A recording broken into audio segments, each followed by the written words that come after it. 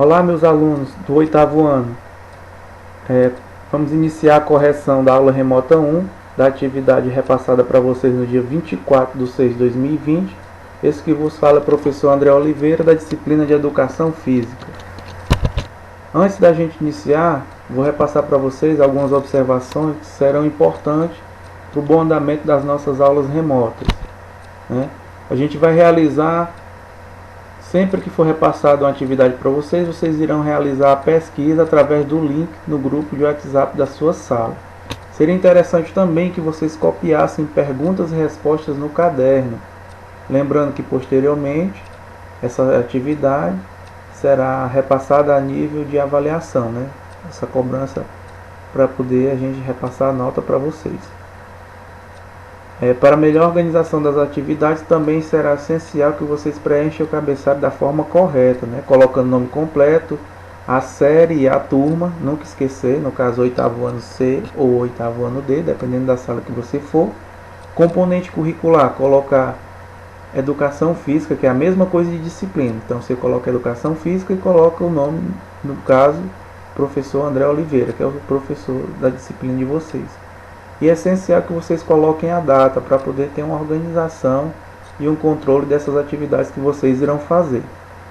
E por fim, quando vocês realizarem a atividade estiver completa, vocês enviarem essa atividade para o e-mail do professor, que está disponível sempre lá no grupo. Sempre que for passada uma atividade, lá no grupo também vai ter o link do e-mail que você tem que mandar, para onde você vai ter que mandar essa atividade.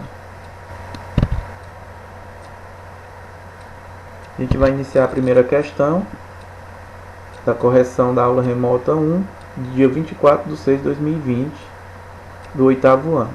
Estabelecer a diferença entre a ginástica na antiguidade clássica da Grécia.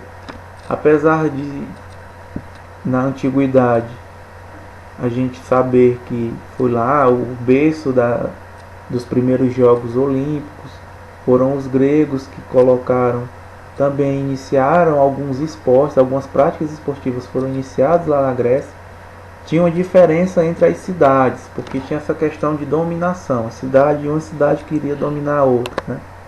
No caso de Atenas, esse exercício físico, e também no caso da ginástica, era como a educação corporal, eles tinham um culto ao corpo. Os atenienses tinham um culto ao corpo. E a gente pôde registrar isso através dos monumentos, das estátuas.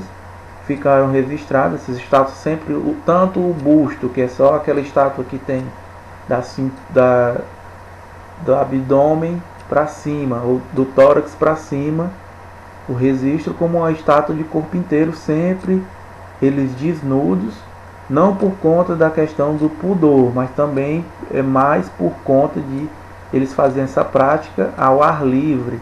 Teriam que mostrar aos outros que não tinha nenhum tipo de equipamento para poder fazer algum tipo de coisa errada, alguma coisa que burlasse, que não ganhasse de forma limpa. Então eles sempre faziam essas atividades desnudos.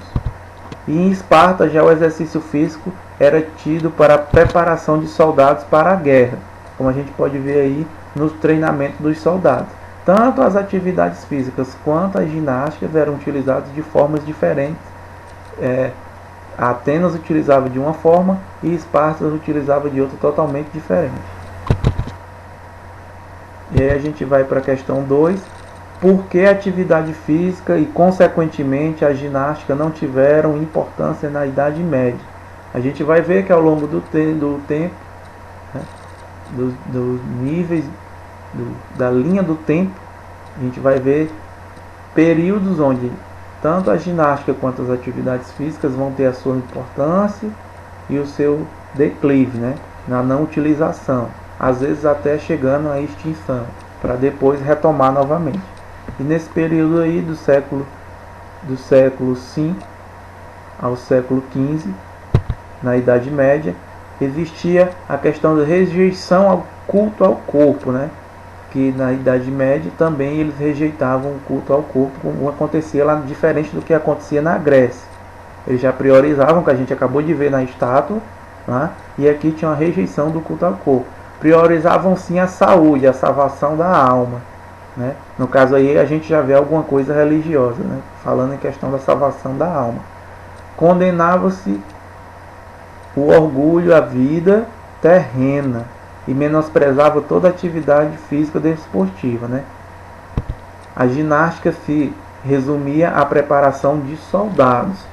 Aí muito por conta do que acontecia, a divisão que acontecia na sociedade. Como era dividida a sociedade na Idade Média? Era dividida da seguinte forma: na parte de baixo, na base, era o povo, né? O chamado os camponeses, que não eram nobres, né? As pessoas mais simples, mais humildes no cenário, na sociedade da Idade Medieval. As pessoas que praticamente trabalhavam na agricultura, os ferreiros, essas pessoas que ficavam na base.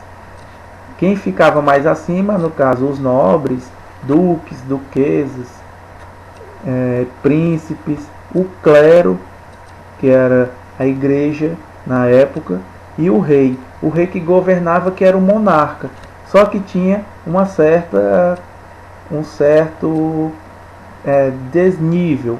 Como? Apesar de o rei governar, mas quem mandava no rei tinha uma certa, nem mandava, a palavra correta é, tinha uma certa influência sobre o rei. Por isso a questão que não priorizava o corpo, porque a igreja não gostava de priorizar o corpo, achava que era uma coisa errada. E aí o clero, que era o sacerdote maior, tinha uma certa influência sobre o rei, apesar de o rei e a rainha governarem. E aí a gente vai para a terceira questão. A ginástica hoje é uma prática corporal com inúmeras faces e objetivos. Como podemos identificar as funções das ginásticas nos dias atuais? Existem várias funções para a ginástica, dentre elas a questão estética. Você fazer a ginástica, você vai ter um corpo mais com tônus muscular maior, um condicionamento físico maior, consequentemente é uma atividade física, você vai ter um condicionamento físico melhor com a prática regular. A nível de competição, a gente vai ver aí também a questão das ginásticas competitivas, né? A nível que existem competições regulamentadas pelas confederações. A questão de reabilitação, prevenção, ginástica laboral e etc, né? A gente vai ver aí através das figuras. No caso, pode até ser uma reabilitação ou uma prevenção. A questão da hidroginástica, né? A ginástica realizada dentro da água, que no início se pensava que era só para as pessoas idosas e pessoas doentes, e hoje em dia não, a gente sabe que é uma prática, como leva também a questão da prevenção da saúde, está sendo uma prática voltada para todos os níveis, né? E a questão da ginástica laboral, que a gente vê aí na figura 2, também pelo uso dessa ginástica não competitiva, né? Porque não existe competição, e essa ginástica é utilizada dentro das empresas, né? Se tira um determinado tempo do trabalho, né, diário, para poder realizar alguma forma de atividade que venha prevenir doenças, para não ter afastamento das empresas, que é muito mais prejudicial para a empresa ter um funcionário afastado do que perder 10, 15 minutos por dia dele fazer algum tipo de atividade física, ou seja, uma ginástica não competitiva, a ginástica laboral.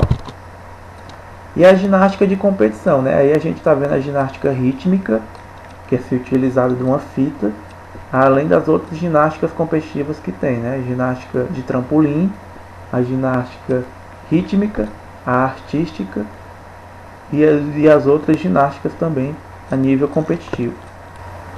Essa foi a nossa correção da aula remota 1 do dia 24/6/2020. Espero que todos vocês tenham gostado e fiquem atentos às nossas próximas aulas.